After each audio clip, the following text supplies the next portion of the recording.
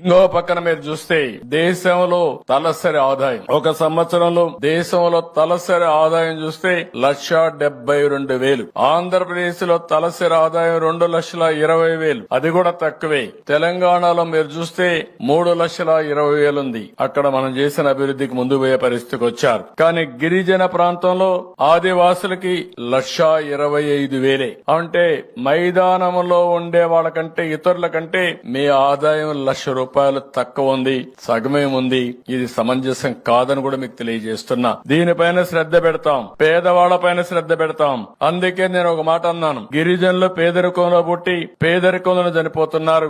Artificial intelligence గురించి మాట్లాడుతున్నాం, ఇంకా డోలీ మూతలు కనపడుస్తున్నాయి. ఇది చాలా దురదృష్టకరం. ఇవన్నీ కూడా మనం రూపుమాపుకోవాల్సిన అవసరం ఉందని చెప్పి కూడా నేను మీకు తెలియజేస్తున్నా. అందుకే నేను ఒక మాట అన్నాను, జీరో పావర్టీ అంటే పేదరికం లేని సమాజాన్ని నిర్మాణం చేసుకోవాలి. ఏ పని చేసినా పేదల దృష్టిలో పెట్టుకొని చేయాలి. అలాంటి పేదలు ఎక్కువ ఉండేది ఆదివాసుల్లో ఉన్నారు. వారి మీద నా శ్రద్ధ ఉంటుంది, ఈ ప్రభుత్వం యొక్క శ్రద్ధ ఉంటుంది. మిమ్మల్ని పైకి తీసుకొచ్చే వరకు, అన్ని విధాలు ఆదుకునే వరకు మీకు అండగా ఉంటామని కూడా మీకు అందరికి తెలియజేస్తున్నా.